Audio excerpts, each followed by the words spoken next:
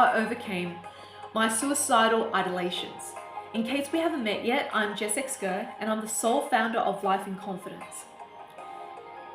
I'm here to share this because there are so many people that are experiencing this and they do not understand where it's coming from. I have helped so many clients all over the world, online and face-to-face, in addressing suicidal ideations and to help them get out of that dark hole. And the reason why I can do that is because I have personally gone through that multiple times and have successfully come out of it through my real lived experiences, the modalities and skill set that I've been trained in to execute that. And so in the past, I would experience that for weeks, and most recently, just before Christmas, it was just 2 days. And the reason why it got shortened to 2 days instead of weeks is because I finally decided to do something about it and act on it straight away, rather than living and moving through the emotions of it.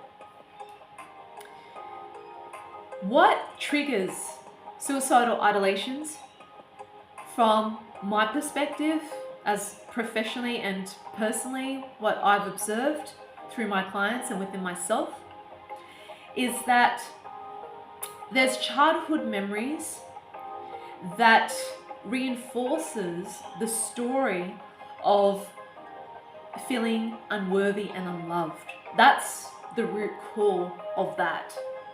And with that is shame, feeling lonely, feeling I'm not enough because I'm constantly rejected, criticized, abandoned, neglected, humiliated, disrespected by my family members. And so someone in your adult life, whether it's a family member, whether it's a romantic partner, whether it's a therapist, whether it's a professional relationship or a friendship, there will always be someone who will remind you of those memories. And it will bring you back into that suicidal ideation. And the reason why it brings us back, because there is a strong pull in our brain that brings us back into these stored emotions that hasn't been cleared. So that's why there's a strong attachment to these memories to validate these suicidal ideations of unworthiness and feeling unloved. And that's exactly what I've experienced. So when I lived the nomadic life, and still am, and have not been in Sydney for 6 to 7 months, I decided not to be in contact with my mother. And I wanted to focus on myself and my inner journey, which I did.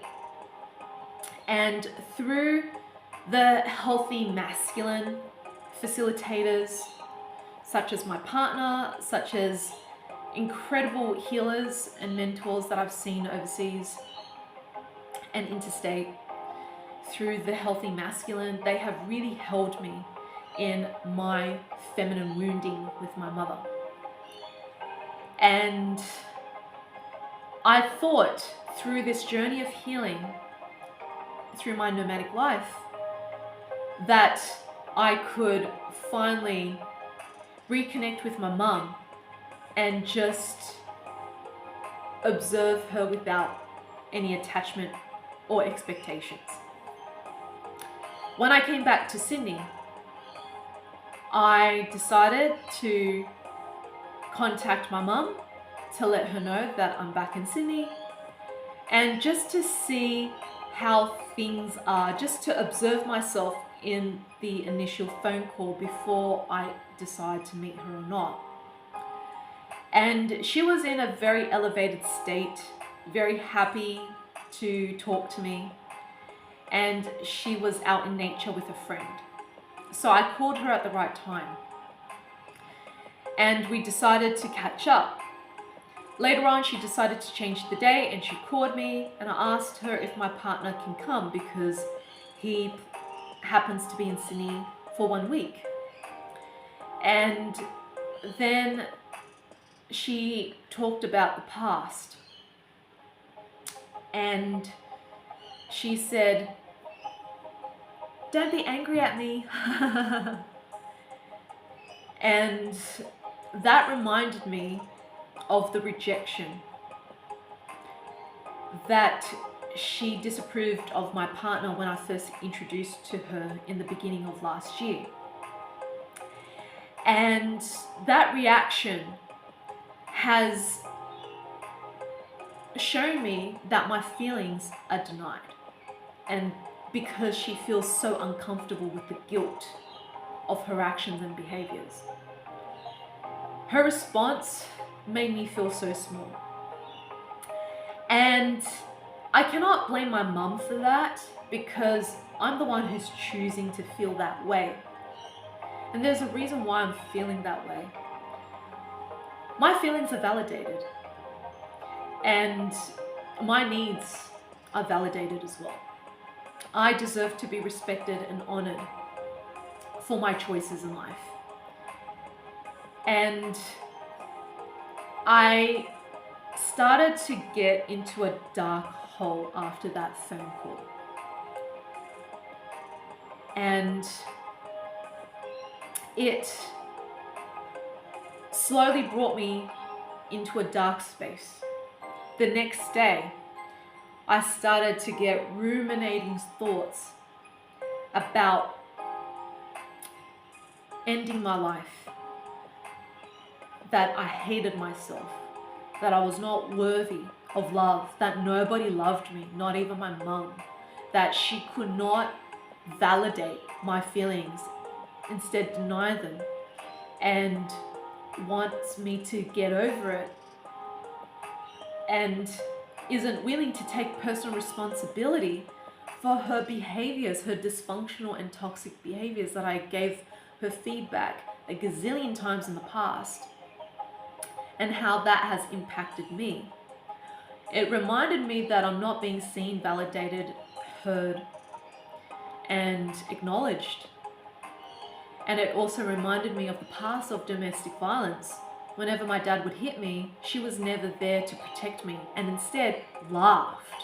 And it was that same laugh that she made on the phone call to me for me to get over it. And so that laughter triggered me to regress to that past experience of domestic violence where she laughed at me the same way. And I decided to call her, and I wanted this resolved with her. And she denied it and blamed other people for her thoughts of why she disapproved of my boyfriend. And even though she doesn't claim it that way, but her words say it. And that she has completely forgotten that I was abused. And I just constantly feel that my feelings are being denied. I'm not being seen in this. The point that my mum was trying to get at with me was to let it go, get over it, and move on so we can have a loving relationship. And for me, that is an incredibly selfish act to not consider your daughter's feelings. It is an incredibly selfish act that you don't want to meet up with your daughter for Christmas, but you're willing to see your son for Christmas. It is an incredibly selfish act that you don't wish your daughter a happy birthday when you know when's her birthday. It's an incredibly selfish act to always think about yourself when you have children that you gave life to in the world and you want your children to think about you.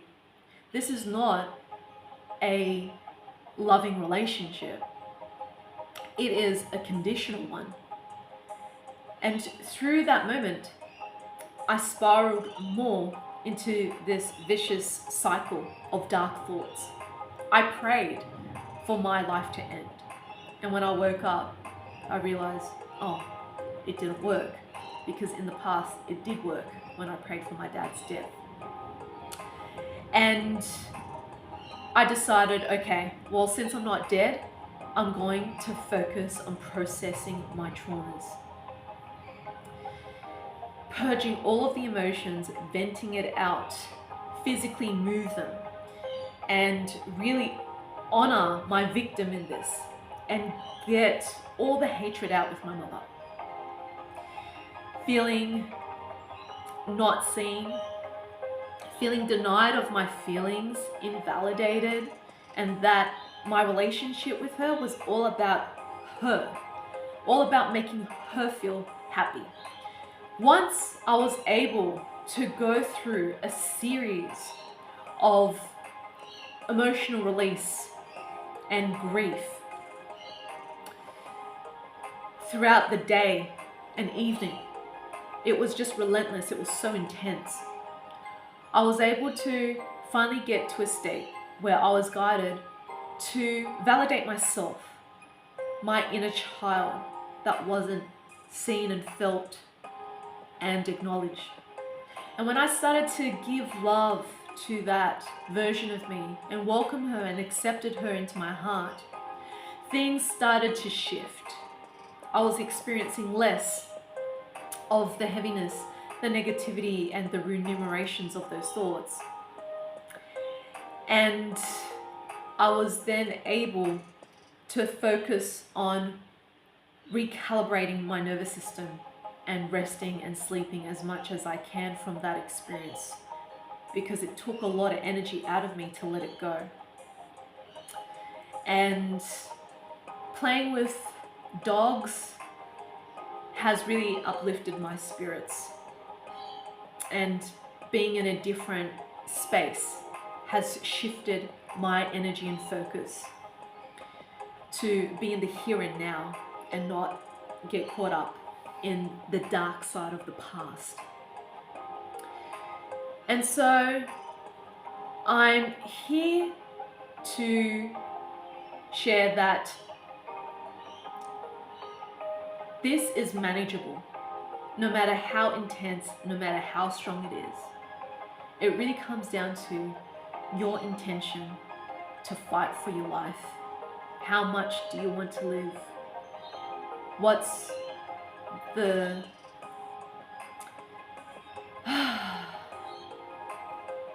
purpose that you hold for your highest good in this lifetime? Because ending your life will not give you the easy way out. In fact, you're going to keep recycling the suicidal ideations into the next life, if you believe in that or not. That karmic energy will carry on into the next lifetime. So I'd rather address this now in this lifetime. Moving forward with my mother, I decide to disconnect from her so I can focus on unplugging the deep-rooted hatred and the karma that I have with her. And when I feel I'm in a good space with this, then I may consider reconnecting with her again. And the reason why I'm saying this is because I want to see how far I have come in my emotional journey with her. So, my love, I really hope that this video serves you or anyone you know who's in need of it. Please share this video with them so they can also be seen and heard through my journey. And also to subscribe to my YouTube channel, give it a like, and feel free to share comments below so more people can receive this. If you feel trapped and stuck with suicidal ideations or by the past, or resurfing memories or re-enumerating thoughts regarding this, you might be interested in attending my trauma recovery workshops that I'm running in Australia and overseas. Or you might be interested in working with me online via Zoom once a week for 3 months with in-between support and guidance to get to the other side. So if you'd like to learn more or book a free clarity call to inquire about this, and if you require a payment plan to work with your situation to make it happen, please click on the links below to learn more and to book that call. Trauma is not who we are. It is part of the human experience. May you live a life beyond trauma, and through that light, we can all reclaim ourselves and remind ourselves the true essence of who we really are, and that is love.